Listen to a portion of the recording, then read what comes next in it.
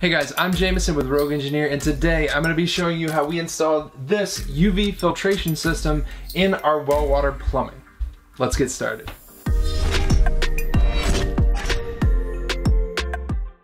Okay, so today what we're going to be doing is installing a UV filter and a water filter, a particle filter, which is required by the UV filter to be able to filter the incoming water out to 5 microns. Now, I've got a well system and we've already got a water softener in place. However, we're still having some issues with some bacteria getting into the system, so that's what we're going to be using the UV filter for.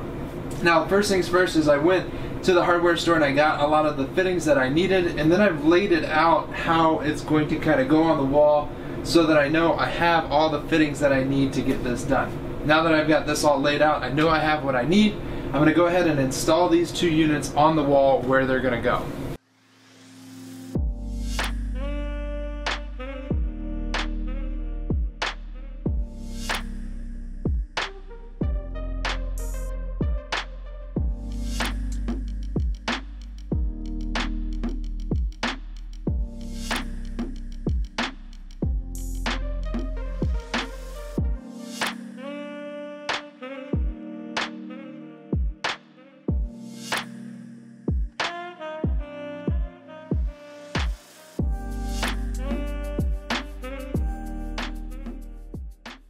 Alright, so I've got the sediment filter installed as well as the UV light. They're both in their places. Now, the sediment filter, so this black pipe right here is the well water coming in from the well, and then the pressure tank is what elevates the pressure and makes sure that all the house has good pressure.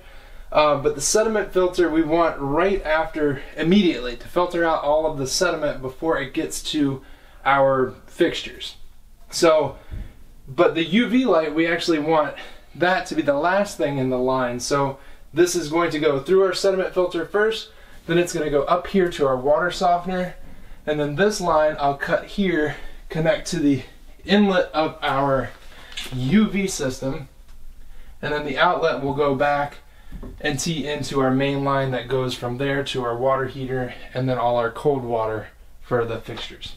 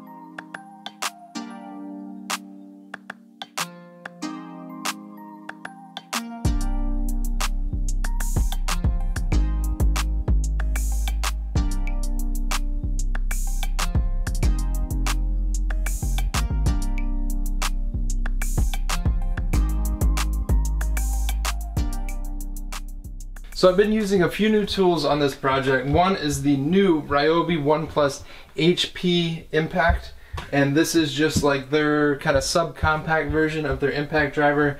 Much less weight, smaller footprint, and it's just it's a really nice tool.